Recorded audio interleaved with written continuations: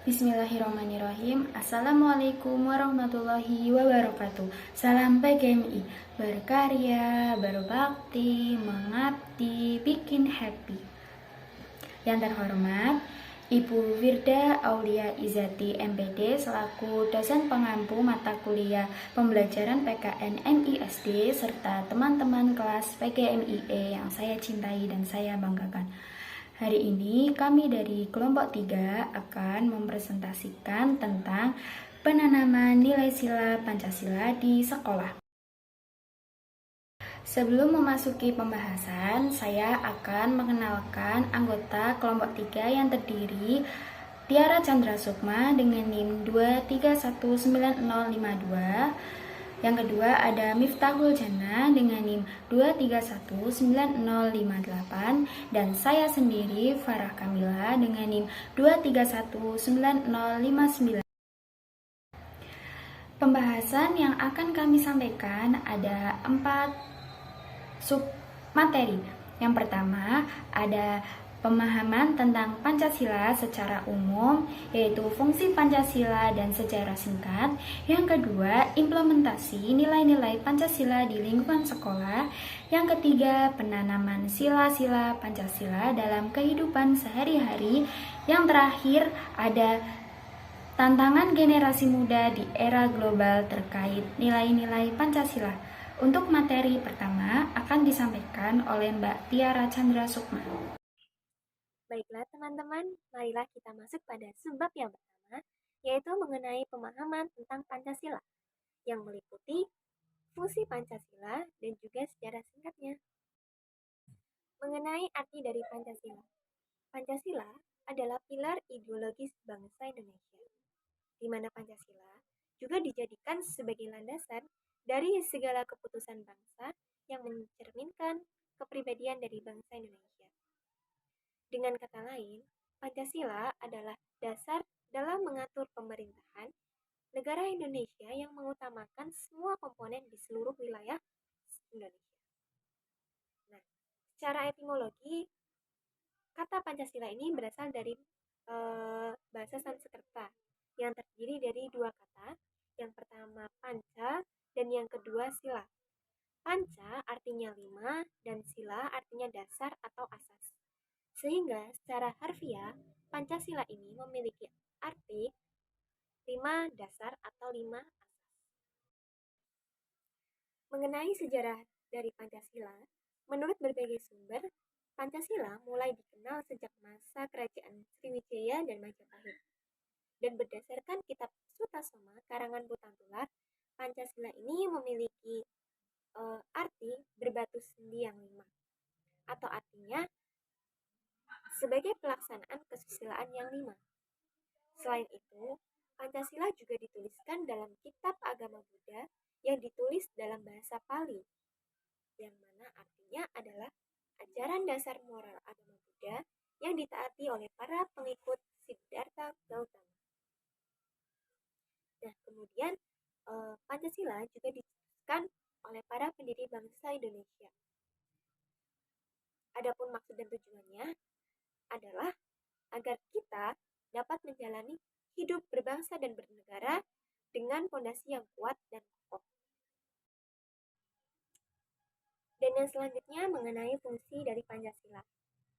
Fungsi dari Pancasila itu sebenarnya ada beberapa, tetapi yang akan saya sampaikan itu hanya beberapa teman-teman. Jadi nanti teman-teman bisa mencari referensi lebih dalam mengenai fungsi dari Pancasila.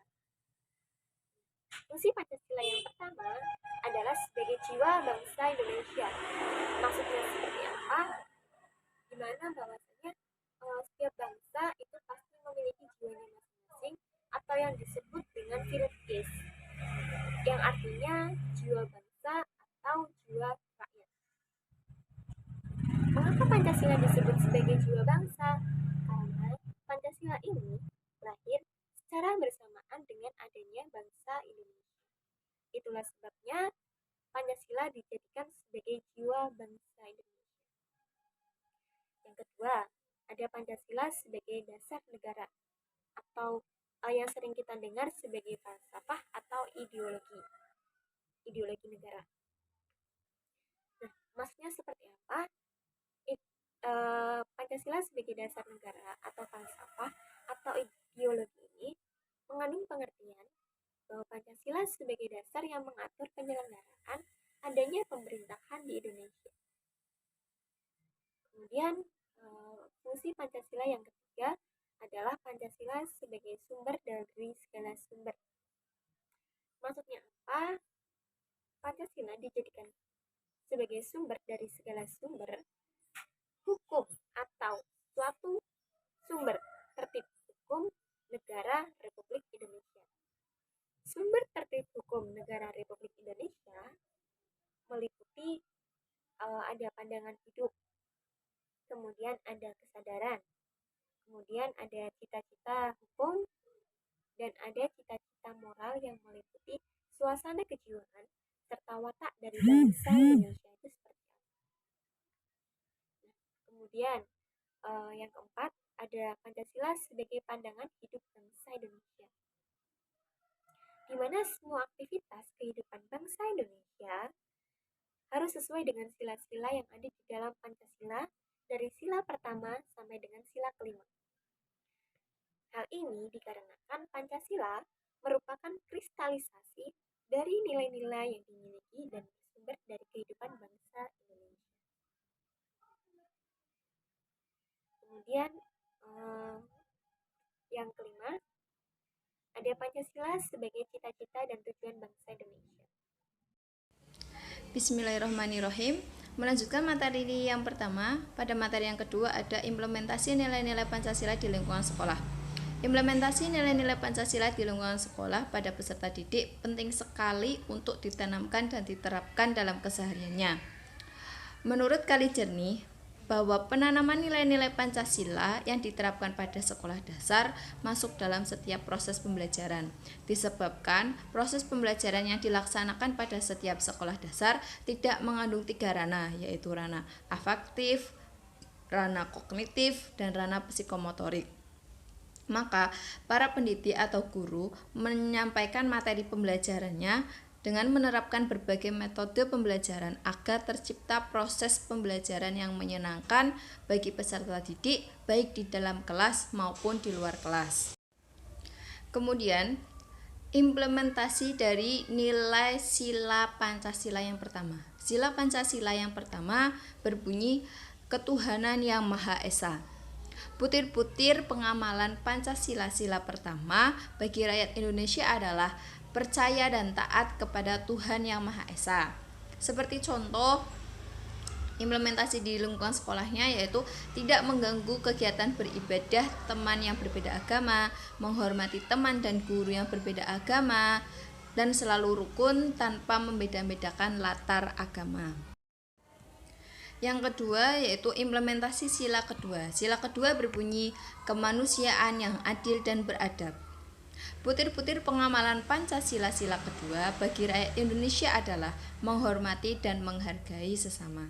Implementasi di lingkungan sekolahnya yaitu bangga menjadi anak Indonesia dengan menggunakan bahasa Indonesia saat berbicara dengan guru, saling membantu sesama teman, menjaga kerukunan dengan teman dan guru di sekolah. Kemudian implementasi nilai sila ketiga. Sila ketiga berbunyi Persatuan Indonesia. Butir-butir pengamalan Pancasila sila ketiga bagi rakyat Indonesia adalah menjunjung tinggi persatuan antar warga masyarakat. Implementasi di lingkungan sekolahnya yaitu seperti contoh saling menghargai sesama teman, saling mengasihi dan tidak membeda-bedakan teman, dan menghormati guru saat melakukan kegiatan pembelajaran. Kemudian implementasi nilai sila keempat. Sila keempat berbunyi kerakyatan yang dipimpin oleh hikmat kebijaksanaan dalam permusyawaratan perwakilan. Implementasi di lingkungan sekolahnya yaitu mengutamakan kepentingan bersama dan tidak memaksakan kehendak diri sendiri. Lalu menghargai pendapat teman saat mengikuti kegiatan pembelajaran.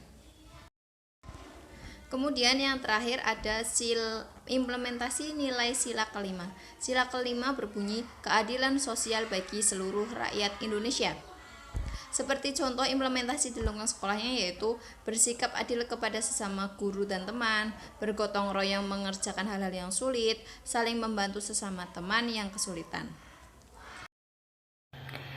Materi selanjutnya yaitu penanaman sila-sila Pancasila dalam kehidupan sehari-hari.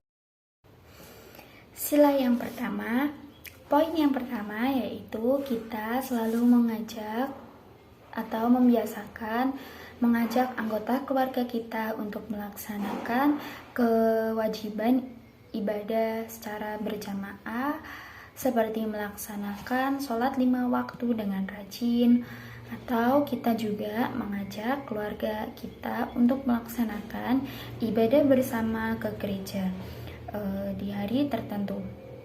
Nah, poin yang kedua yaitu kita selalu menanamkan atau membiasakan diri kita untuk berdoa sebelum melakukan aktivitas dan setelah melakukan aktivitas. Contohnya, sebelum kita makan, sesudah kita makan, sebelum kita tidur, sesudah kita tidur, sebelum kita belajar, sesudah kita belajar, dan aktivitas yang lainnya.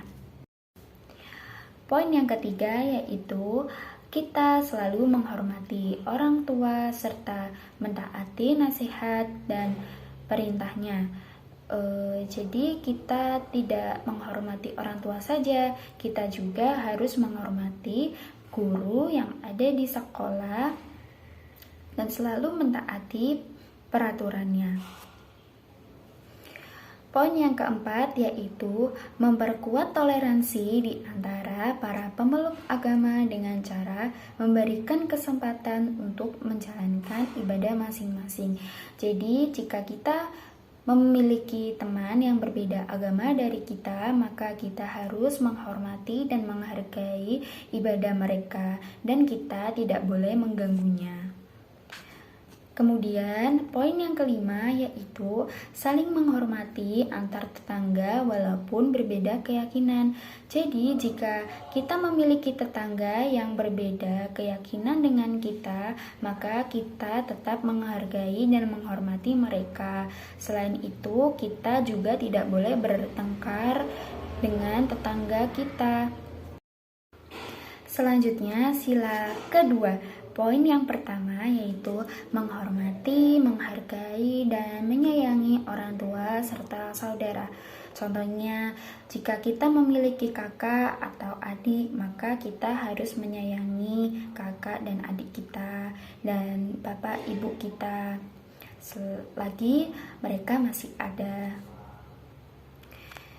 Poin yang kedua yaitu memiliki sikap tenggang rasa dan menjaga kerukunan di dalam rumah. Jadi kita sesama anggota yang ada di rumah, maka kita harus saling damai, jangan bertengkar, apalagi terhadap orang yang dekat dengan kita. Kemudian poin yang ketiga yaitu menolong tetangga yang membutuhkan bantuan. Jika tetangga kita datang ke rumah kita untuk meminta bantuan, sebisa mungkin kita membantunya. Poin yang keempat yaitu menjaga norma kesopanan di lingkungan tetangga. Contohnya, jika kita sedang berkumpul dengan tetangga kita, maka kita menggunakan bahasa yang sopan, yang jelas, dan mengerti tentang sopan santun. Kemudian yang terakhir, poin kelima, yaitu menghormati tetangga tanpa membedakan suku, agama, ras, dan golongan. Jika tetangga kita yang berbeda suku, agama, ras, dan golongan dengan kita, maka kita harus menghormatinya. Jangan menjelek-jelekkan keyakinan mereka. Tiga, yaitu menanamkan jiwa dan semangat patriotisme serta cinta tanah air bagi seluruh anggota keluarga. Jadi kita selalu menerapkan semangat patriotisme di dalam keluarga, seperti kita saling menjaga kerukunan sesama keluarga kita. Poin yang kedua yaitu mengajarkan kepada anggota keluarga untuk menjaga nama baik Indonesia. Jadi kita sebagai warga negara Indonesia yang baik, sebisa mungkin kita selalu menjaga nama baik Indonesia agar tidak tercemar buruk. Poin yang ketiga yaitu mengutamakan kepentingan masyarakat di atas kepentingan pribadi atau keluarga. Jadi kita sebisa mungkin mementingkan kepentingan masyarakat daripada kepentingan diri kita. Karena jika kita mementingkan kepentingan masyarakat, bisa menjaga perdamaian sesama masyarakat. Dan masyarakat bisa jadi lebih mengerti apa itu persatuan dan kesatuan. Poin yang keempat yaitu menjaga keamanan dan ketertiban di lingkungan masyarakat. Jadi, jika kita berada di lingkungan masyarakat, kita harus menjaga keamanan dan ketertiban seperti kita selalu mematuhi tata tertib yang ada di lingkungan kita dan selalu menjaganya. Yang terakhir, poin kelima yaitu mengajarkan kepada anggota keluarga untuk menjaga nama baik Indonesia. Sama seperti poin yang kedua, kita sebagai warga negara Indonesia, maka kita harus menjaga nama baik negara kita agar tidak tercemar buruk oleh sekitarnya. Kemudian, sila keempat, poin yang pertama yaitu aktif mengikuti kegiatan musyawarah warga. Jadi, jika di lingkungan kita sedang melaksanakan kegiatan musyawarah, sebisa mungkin kita berpartisipasi dengan kegiatan tersebut. Poin yang kedua yaitu melaksanakan keputusan hasil musyawarah. Jadi setelah kegiatan kemudian menghasilkan sebuah keputusan, maka kita juga harus melaksanakan keputusan yang telah dihasilkan dan telah disepakati oleh warga secara bersama-sama. Poin yang ketiga yaitu menghargai dan melaksanakan keputusan. Jadi walaupun semisal pendapat kita tidak diterima oleh masyarakat, justru pendapat orang lain yang diterima, maka kita harus menghargai dan menghormati pendapat tersebut dan kita turut melaksanakan keputusan tersebut. Poin yang keempat yaitu tidak memaksakan pendapat dan kehendak orang lain. Jadi walaupun ada teman kita yang memiliki pendapat, maka pendapat itu harus dihargai dan jangan dijelek-jelekan. Poin yang kelima yaitu berani berpendapat. Kita sebagai warga yang baik ketika sedang melaksanakan musyawarah, jika kita memiliki pendapat, beranilah untuk mengungkapkan pendapat tersebut agar pendapat kita bisa didengar oleh warga dan bisa dimusyawarahkan secara bersama-sama. Sila yang terakhir yaitu sila kelima. Poin yang pertama, menjalankan kewajiban dan mendapatkan hak sesuai peranan masing-masing anggota keluarga. Semisal jika kita berposisi sebagai kakak, maka kita juga berhak untuk mendapatkan kewajiban dan peran kita sebagai kakak. Poin yang kedua yaitu melaksanakan kewajiban dan mendapatkan hak sebagai warga masyarakat. Kita sebagai warga yang baik juga berhak mendapatkan kewajiban dan hak yang kita dapat sebagai warga masyarakat yang baik. Poin yang ketiga yaitu mengesampingkan kepentingan pribadi dan mengutamakan kepentingan masyarakat. kita sebisa mungkin lebih mementingkan kepentingan masyarakat daripada mementingkan kepentingan diri kita sendiri, karena mementingkan masyarakat itu juga perlu untuk menjaga persatuan dan kesatuan kita. Poin yang keempat yaitu membantu tetangga yang membutuhkan tanpa melihat status sosial. Kita sebagai warga yang baik, apabila ada tetangga yang memerlukan bantuan kepada kita, kita tidak memandang status sosial mereka yang berbeda dari kita. Semisal kita kaya, dia miskin, ya sebisa mungkin kita harus membantunya. Poin yang kelima yaitu menghormati hak masing-masing anggota keluarga. Jika anggota keluarga kita memiliki hak dan kewajiban, maka kita harus menghormatinya untuk menjaga kerukunan sesama anggota keluarga kita. Saya akan melanjutkan subbab yang keempat mengenai tantangan generasi muda di era global terkait nilai-nilai Pancasila. Pesatnya perkembangan ilmu teknologi menjadi sebuah kekhawatiran yang cukup besar dalam perkembangan karakter atau perkembangan budaya dari generasi milenial, di mana generasi milenial adalah generasi yang produktivitas, yang masih memiliki nilai semangat yang tinggi untuk melakukan suatu perubahan bagi bangsa dan negaranya. Tapi seiring berjalannya waktu, generasi milenial ini lebih menyukai produk yang instan atau lebih mudah terpengaruh oleh tren-tren luar atau budaya asing.